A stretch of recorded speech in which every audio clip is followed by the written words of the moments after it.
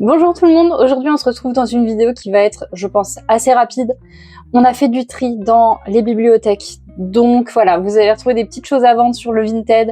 Il y a un peu de tout, il y a des mangas, des BD et il y a pas mal de romans aussi surtout. Donc on va vous montrer ça tout de suite. Mais avant de commencer, on t'informe qu'on prévoit de faire une FAQ parce qu'on arrive déjà au 1 an de la chaîne. C'est passé hyper vite. Donc si tu as des questions, n'hésite pas à les poser en commentaire, on se fera un plaisir d'y répondre. Puis bah maintenant c'est parti parce qu'il y a quand même 2-3 titres. Ouais, et je pense que vous allez quand même être étonnés.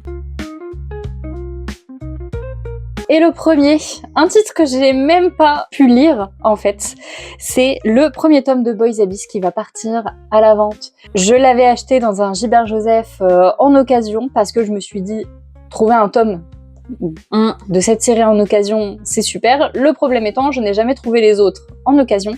Et merci Kana pour l'augmentation des prix. Mais déjà à l'époque, ça me faisait mal de me dire qu'un tome d'un Naruto Hokage coûtait presque le prix de celui-ci. Là, avec l'augmentation des prix, c'est même pas la peine. Je ne vais pas faire cette série, ou en tout cas, je ne vais pas la faire maintenant. Je trouverai sûrement un lot en occasion sur Vinted quand la série sera faite complètement, quand j'aurai des avis plus constructifs sur l'entièreté de la série. Mais dans tous les cas, vous pourrez retrouver le premier tome si jamais il manque à votre collection, qu'il est abîmé ou je ne sais pas quoi, que vous voulez tester, et ben il sera dispo. Quant à moi, je souhaite me séparer d'une petite partie des Keigo Shinzo que j'ai pu découvrir, alors ceux que j'ai le moins aimés. On retrouve donc les 3 tomes intégrales de Tokyo Alien Bros et les 2 one-shots, donc No Reaction et Holiday Junction. Dans Tokyo Alien Bros, si vous ne connaissez pas, c'est 2 aliens qui débarquent sur Terre et qui vont essayer de s'adapter un peu à la vie humaine, on va dire. Mais j'ai trouvé ça un peu trop spécial, trop perché, puis j'ai pas vraiment saisi toute la profondeur du récit, donc voilà, je sais que je le relirai pas, c'était sympa à lire une fois. Après, Keigo Shinzo, je trouve que dans des recueils d'histoires courtes, c'est pas là où il est le meilleur, donc c'est pour ça que je me sépare de ces deux-là. Je préfère nettement plus son one-shot l'auto-école du collège Moriyama, là, quelque chose comme ça. Donc voilà, je pense faire un petit lot pour l'occasion, vu que c'est du même auteur. On est chez le Lézard Noir, donc c'est des tomes qui en neuf coûtent un certain petit prix, donc là, je pense qu'on fera un petit prix raisonnable si vous avez envie de découvrir l'auteur. Ça peut être une très belle porte d'entrée. Et également, cette fois chez Glénat, je compte me séparer des 3 tomes, l'intégrale de Yann. C'est des beaux bébés, une très belle édition pour une histoire qui était sympathique également à suivre une fois avec un personnage féminin central très très badass, de très beaux combats. Voilà, ça a peut-être un peu mélangé trop de genres à mon goût. Donc c'est pour ça que je sais que je la relirai pas, même si c'était très sympa à lire. Si tu as envie d'avoir un peu plus mon avis en profondeur, j'avais fait une vidéo dédiée. On passe au BD, même si je crois que celui-ci c'est un webtoon, avec le premier tome de Laure Olympus qu'on a dans la bibliothèque depuis 2-3 ans. 3 ans maintenant. Il me semble, qui était ma foi sympa à lire. Je pense que l'esthétique fait beaucoup parce que les couleurs, je les avais trouvées magnifiques.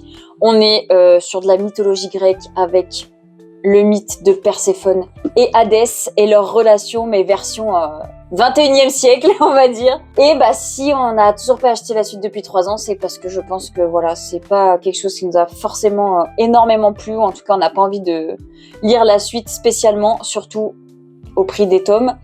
Voilà, je les ai même vus d'occasion à 10 € de moins par tome et même là, ça ne m'a même pas fait céder. Donc je pense que ça veut dire ce que ça veut dire et il partira également à la vente. Ensuite, on retrouvera une lecture peut-être un peu plus jeunesse, mais pas vraiment, avec Mon sombre chevalier de Xulia Vincente.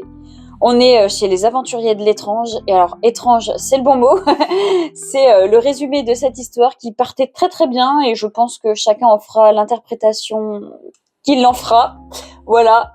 C'est très joli à l'intérieur, mais pareil, c'est pas une lecture qui m'a profondément marquée. J'ai passé un bon moment, j'ai été surprise à la fin, mais c'est pas pour autant que j'aurais envie de relire maintenant que je sais ce qui se passe, voilà.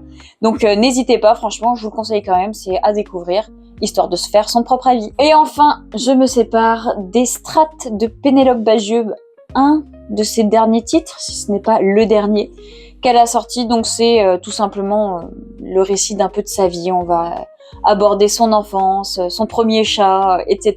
et la voir grandir. Pareil, c'était sympa à lire, mais honnêtement, je saurais même pas vous en dire plus, tellement ça m'a pas marqué. Il n'y a pas d'événements incroyables, de rebondissements, etc. C'est tout simplement des anecdotes de vie.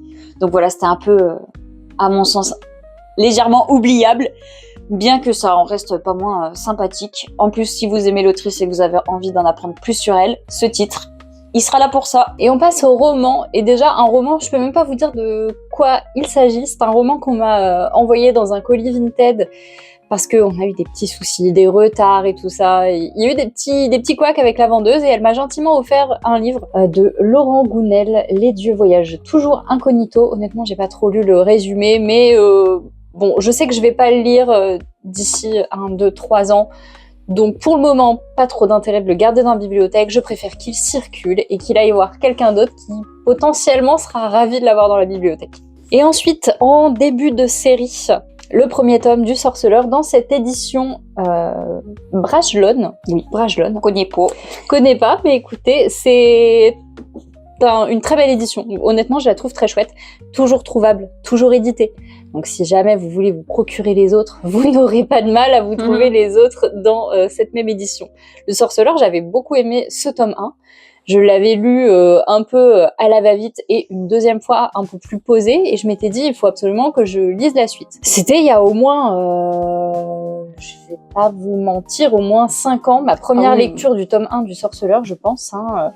Et en fait, j'ai pas acheté les autres. Et si j'ai pas acheté les autres, c'est aussi parce que j'ai d'autres priorités de lecture et que c'est très intense, et en fait j'avais pas forcément besoin de ça. La série était sortie, j'ai vu les 2 premières saisons de la série, ça m'a suffi, honnêtement. Donc eh bien je vous laisserai découvrir cette œuvre qui est vraiment très sympathique. Vraiment, honnêtement, c'est très bien écrit, c'est très chouette. On rentre vite, peut-être même un peu trop vite quand même dans l'univers.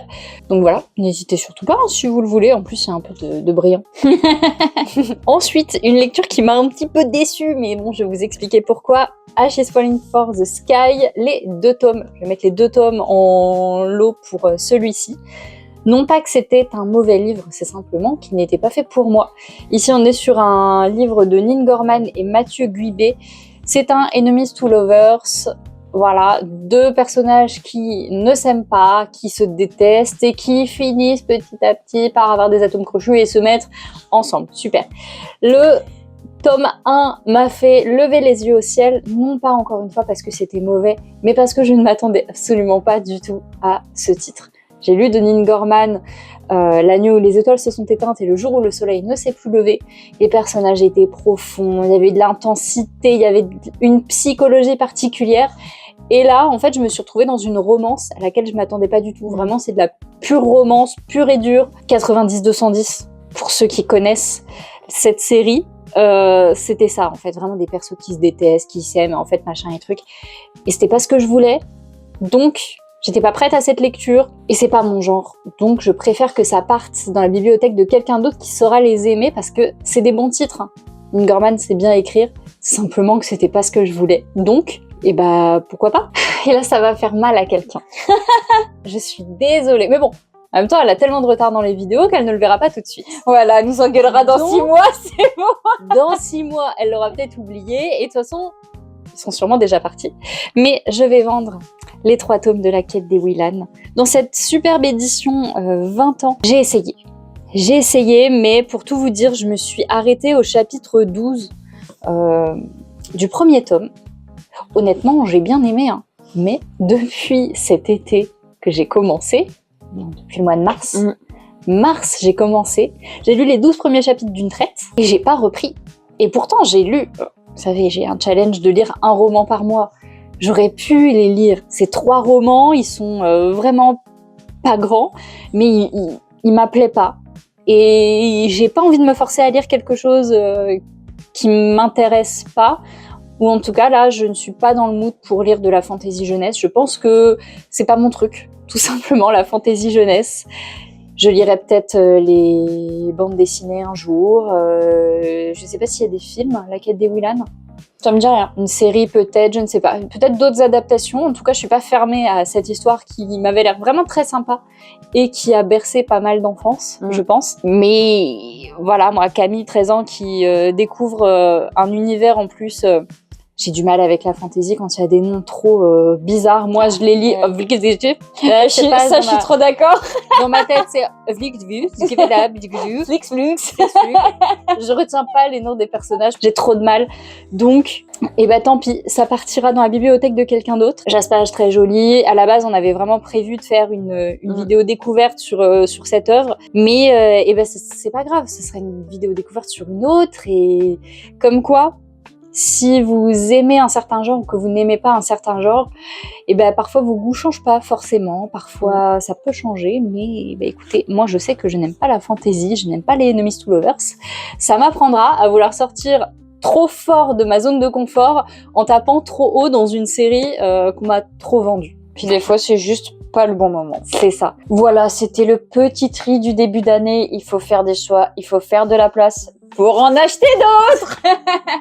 Donc voilà, on te met le lien de Vinted dans la description. Et petite question supplémentaire, on a fait il y a quand même déjà un petit bout de temps le Manga Tech Tour. Certes, la Manga Tech a bougé depuis, mais au niveau de la disposition, on n'a pas changé grand-chose. Mais est-ce que ça vous intéresserait de voir le Bibliothèque Tour plutôt du côté des BD et des romans? Voilà, si ça vous intéresse, n'hésitez pas à nous le dire parce que on se fera un plaisir de vous montrer ça parce que pour le coup, ça a bougé récemment. On te laisse nous dire tout ça en commentaire. N'oublie pas de faire ton petit curieux et de poser tes petites questions. Et nous, on te retrouve très bientôt pour la prochaine vidéo. Salut!